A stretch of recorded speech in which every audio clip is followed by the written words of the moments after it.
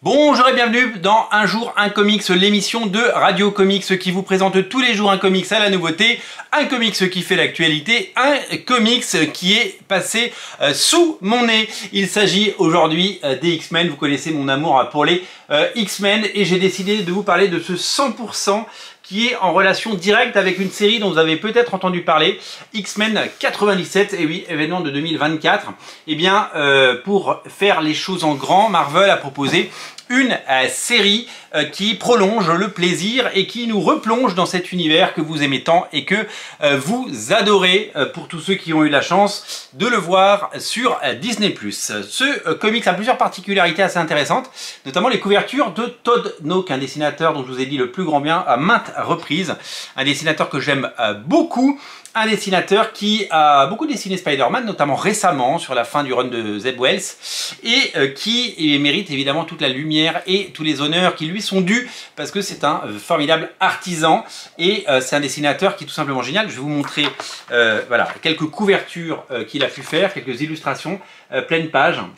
Il y a tout ce qu'on aime dans les comics, il y a tout ce qu'on aime dans le travail qui peut être fait chez ce type d'artiste, un dessin en rondeur, de la maîtrise et évidemment ce goût des années 90, que Todd Nauck fait vraiment partie de cette génération qui a émergé dans les années 90, notamment au sein du studio de Rob Liefeld, Extreme Studio. Regardez-moi cette couverture de toute beauté. C'est tout simplement magnifique. Au programme de ce X-Men 97 en 100% en version française chez Panini, on retrouve le scénariste Steve Foxe avec un E. Steve Foxe, il a déjà scénarisé Dark X-Men chez Marvel, et au dessin c'est Salva Espin, le dessinateur de Deadpool notamment, et qui a fait énormément de choses chez Marvel. Cette mini-série qui est toute récente, hein, elle date de 2024, eh bien, nous propose les 4 épisodes de la mini-série.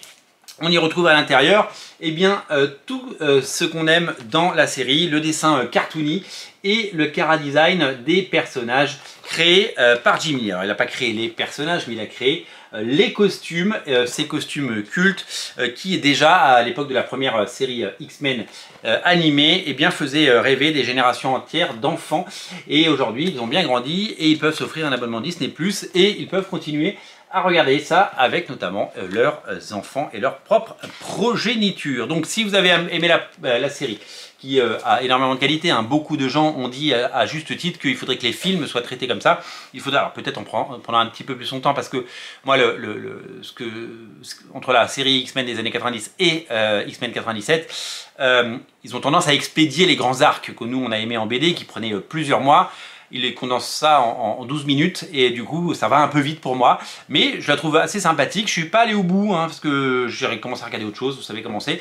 J'ai regardé au moins plus de la moitié de la première saison, j'ai dû regarder 7 ou 8 épisodes. Il y a notamment un épisode, je crois que c'est le 5e, avec un climax de malade. Voilà, c'est les X-Men qu'on aime et c'est véritablement les X-Men qu'on souhaite revoir. Donc vraiment, si vous aimez eh bien, les X-Men 97, eh bien, cet album est pour vous. Il est disponible chez votre libraire. Alors, il y a déjà eu évidemment d'autres adaptations dans différents formats chez Panini au fil des ans, d'adaptation d'X-Men version animée en comics, mais celui-là, c'est une nouveauté totale. Vous ne l'avez pas lu, c'est de l'inédit. Et il y a quelques talents intéressants, donc c'est véritablement quelque chose qu'il faut eh bien, suivre et regarder. Voilà, je vous invite à le découvrir bien sûr. Pensez à le prendre chez votre libraire, pensez à le mettre entre les mains des enfants, vos enfants, hein, ne faites pas des cadeaux à des enfants dans la rue comme ça risque d'être très très mal interprété. Mais évidemment, si vous le regardez en famille, eh bien pensez à le prendre et peut-être que vous allez créer des vocations. En tout cas, c'est tout le souhait que l'on peut faire. C'est disponible chez votre libraire, et si vous aimez les émissions Un jour un comics, une seule chose à faire, c'est vous abonner à Radio Comics. Je vous dis à très bientôt, je vous dis merci et je vous dis salut!